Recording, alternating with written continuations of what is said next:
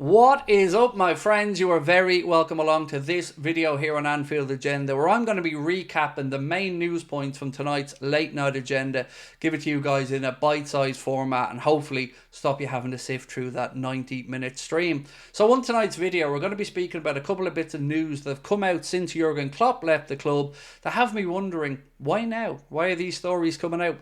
We're also going to be speaking about a PSG youngster who Liverpool are apparently interested in. We're going to be talking a little bit more about Cherki from Olympique Lyonnais. And we're going to be giving you news about who currently tops the Ballon d'Or power charts ahead of obviously next year's award ceremony. So that and lots more over the next few minutes. I'm going to kick off tonight with a story around a centre-back. But before I do, just a couple of little bits of information for you. There is an interview up on the channel at the minute with myself and Darren McAnthony. If you have a chance, please do give that a watch and let me know your thoughts. I think you'll enjoy it, but of course any feedback is most appreciated. Tomorrow morning you will get the preview for the Southampton game coming out, so keep an eye out for that one. And of course I will be back tomorrow night with another late night agenda. But until then, let's get stuck into the news. So the first thing I'm going to bring up is a story that came from Transfer News Live that is credited to Football Insider that said Nottingham Forest will demand a fee in excess of £70 million for Murillo, who is wanted by Liverpool.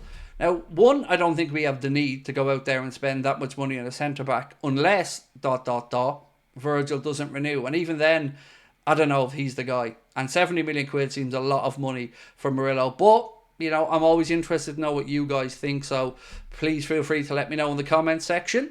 I'm sure you've gotten the news already that Pep Guardiola has signed a straight two-year contract extension. It isn't a one-and-one, it is a straight two-year deal to stay at Manchester City, and apparently there's no release or relegation clause in that, so make of that what you want. The Echo ran an interesting piece tonight as well that was speaking about Cherki and basically saying, who is he? So here's a bit of a fact file for you. Cherki is a 21-year-old playmaker who has been with Lyon since he joined the club in 2010 when he was just 7 years of age. Since then, he's progressed through the club's academy before eventually making his debut at the age of 16 in 2019. He's been widely tipped for a bright future in the game and has been tipped to follow in the footsteps of Eden Hazard and Hatem Ben Arfa with his playing style. I don't know if those last few sentences should be a word of warning because, you know, both enigmatic characters, but certainly inconsistent a lot of the time there. So I would say Liverpool.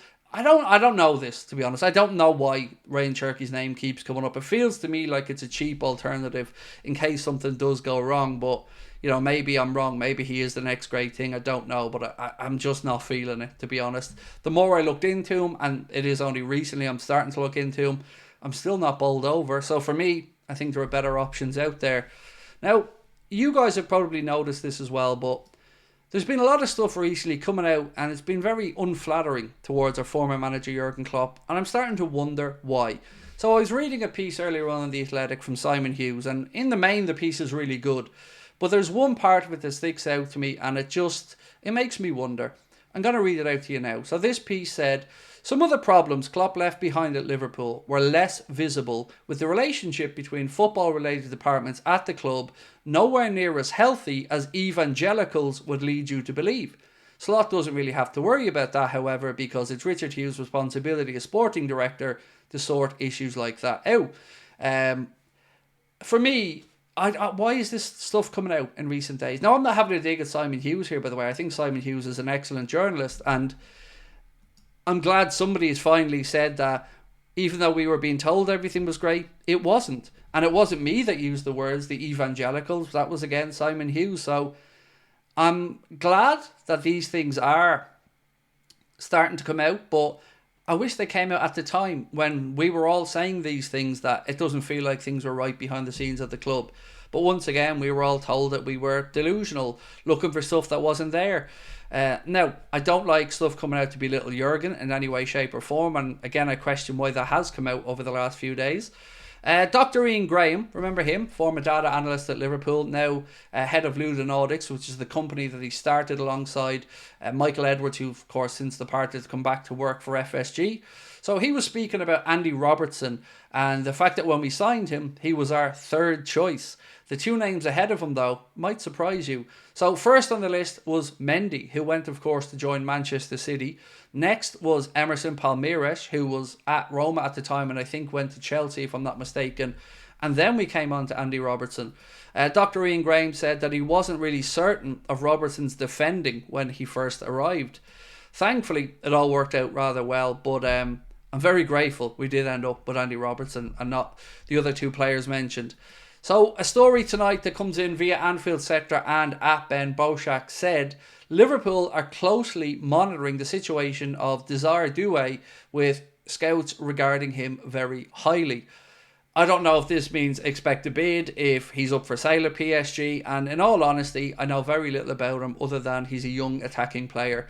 So I'm looking at you here, chat. Let me know. Is this something that excites you? The idea of Desire Doué? And if you're looking to search, it's Desire, Desire, second name Doue. If, like me, you have to do a quick Google search because I didn't really know that much about this kid. But I am interested to know what you think. So in recent days, we've seen Cherki linked. We've seen this youngster linked. Kubo, we mentioned earlier on, came out of Spain, which again I don't believe. And then of course is the Omar Marmoush situation.